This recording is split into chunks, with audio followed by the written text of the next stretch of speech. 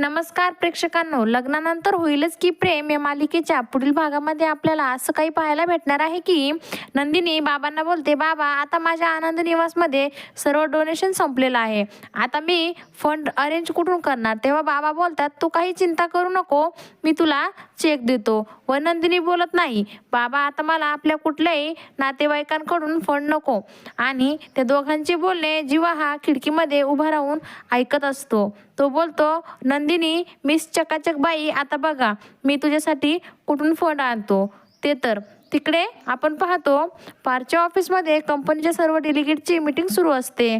आणि तेव्हा आलेले सर्व पाहुणे हे पार्थला बोलतात, मिस्टर पार्थ देशमुख, तुमचा प्रोजेक्ट हा अपूर्ण आहे, तो पूर्ण कसा करणार. तेव्हा दरवाजातून आवाज येतो, अपूर्ण प्रोजेक्ट हा मी पूर्ण करणार.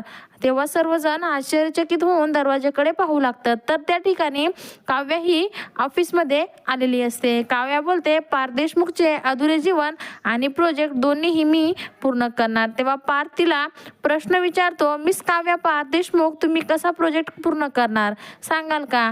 तेव्हा काव्या सांगू लागते. तर तिकडे आपण पाहतो जीवा हा सोशल मीडियावर एक पोस्ट टाकतो, माझे 1,00,000 फॉलोअर्स आणि प्रत्येकाने दर 10 रुपये फंड म्हणून आमच्या आनंद निवासच्या अकाउंटवर टाकावे, अशी तो सर्वांना विनंती करतो. व मोठ्या प्रमाणात पैसे देखील येतात. त्याच वेळेस नंदिनी देखील हा व्हिडिओ पाहत असते व व्हिडिओ बघितल्यानंतर ती अतिशय आनंदित झालेली असते.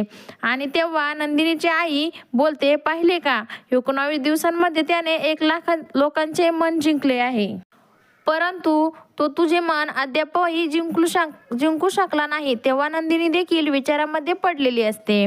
तर आता पुढील येणाऱ्या भागामध्ये नंदिनी ही जीवाला माफ करणार का, आणि त्याचबरोबर काव्य ही पार्थचे कशा प्रकारे प्रोजेक्ट अपूर्ण असलेला प्रोजेक्ट हा पूर्ण करणार, हे पाहणं अतिशय रंजक ठरणार आहे. लग्नानंतर होईलच की प्रेम या मालिकेच्या नवनवीन अपडेट्स पाहण्यासाठी आपल्या चॅनलला लाईक करा, शेअर करा आणि व्हिडिओ आवडल्यास सबस्क्राईब करायला विसरू नका. धन्यवाद.